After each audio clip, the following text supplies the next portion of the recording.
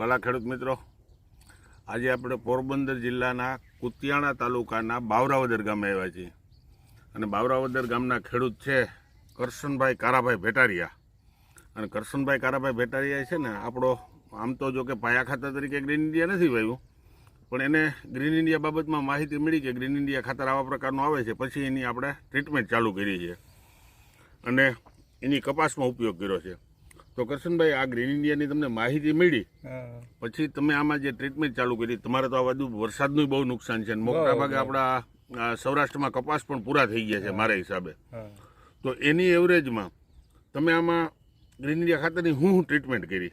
Treatment તો અમે આ પારા તાણે તેને ભેગી અમે નાખી જ ગયા હતા. 1 વીઘે 10 કિલો, 1 વીઘે 10 કિલો પ્રમાણે ખાતર નાખી દીધું. બરાબર.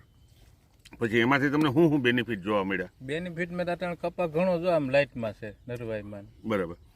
પછી તમારે આમાં કોઈ રાસાયણિક આ ટૂંકમાં ખાતર આપ્યા પછી રાસાયણિક દવા આપવી પડી કે સ્પ્રે કરવા પડ્યા? કોઈ નહીં, ઉપરથી છંટકાવ કર્યો તો ગોળનો, દૂધનો.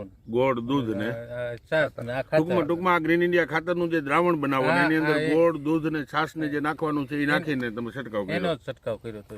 બરાબર, ખૂબ સરસ. એટલે રાસાયણિક દવા તો છાંટવી જ નથી પડી? નહીં નહીં. પછી યુરિયા, ડીએપી એવું કઈ નાખ્યું? કઈ નહીં. કઈ નહીં.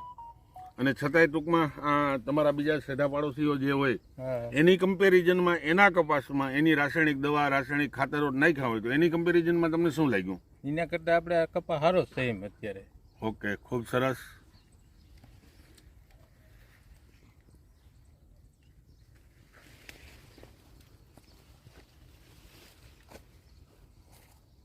આની મૂક